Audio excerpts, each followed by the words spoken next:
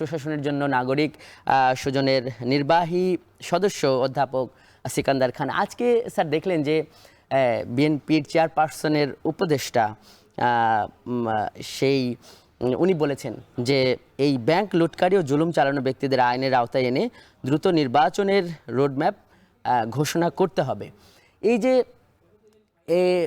এই বক্তব্যটি বিএনপির ওই নেতার, এখানে কি তারা আসলে কয়েকদিন ধরে যে বক্তব্য চলছিল যে নির্বাচন সংস্কারের জন্য বসে থাকতে পারবে না, বসে থাকা উচিত না, কিংবা তারা ক্ষমতা এলেও সংস্কার চালিয়ে নেবে, তারা কি আসলে একটু সময় দিল সরকারকে বা সংস্কারের পক্ষে কথা বললো?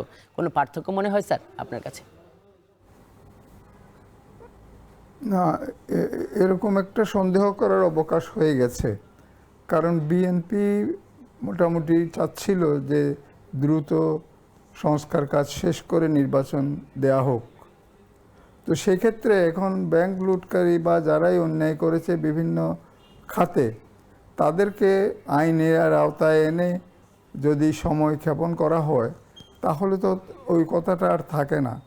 তো এখন সামারি ট্রায়াল বলে যে জিনিস আছে, সেরকম ট্রায়াল কি হতে পারে কিনা আমি জানি না। যদি তাই হয় যে তখন আবার কথা উঠবে যে ঠিকঠাক মতো আইনের যে সমস্ত ধারাগুলি আছে সবগুলি পালন করে বিচার করা হয়নি, এরকম একটা অজুহাত ওরা পরে তুলতে পারে। তবে ব্যাংক লুট করেছে যারা কারা, তারা আমরা সাধারণভাবে সবাই চিনি।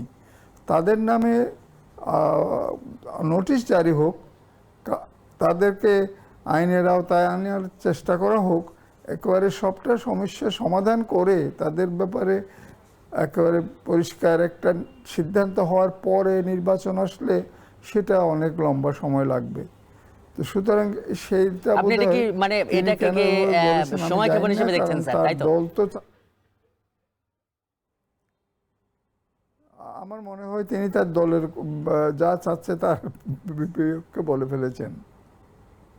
স্যার, আমাদের আরেকটি প্রশ্ন ছিল যে সংখ্যানুপাতিক নির্বাচন পদ্ধতি, যদি 30 সেকেন্ডে আপনি ওই নির্বাচন পদ্ধতিটা সম্পর্কে বলেন। আমরা দর্শকদের বলেছিলাম যে এরপরে এসে আলোচনা করব। আচ্ছা, ওটা হচ্ছে ওই সংখ্যানুপাতিক ব্যাপারটা হচ্ছে যে অনেকগুলি দল তো আছে, এমনও দল থাকবে যাদের কেউই পার্লামেন্টে নির্বাচিত হয়ে আসতে পারবেন না, এমনও হতে পারে।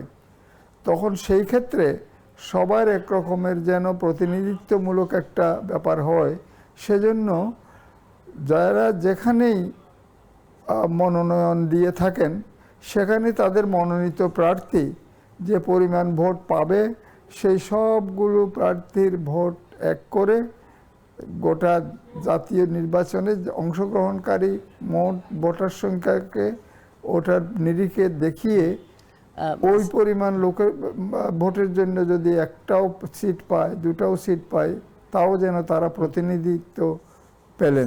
স্যার, আপনাকে অনেক ধন্যবাদ আজকের ভোটের ট্রেনে আমাদের সঙ্গে যুক্ত হবার জন্য। আমাদের সঙ্গে যুক্ত ছিলেন সুশাসনের জন্য নাগরিক সুজনের নির্বাহী সদস্য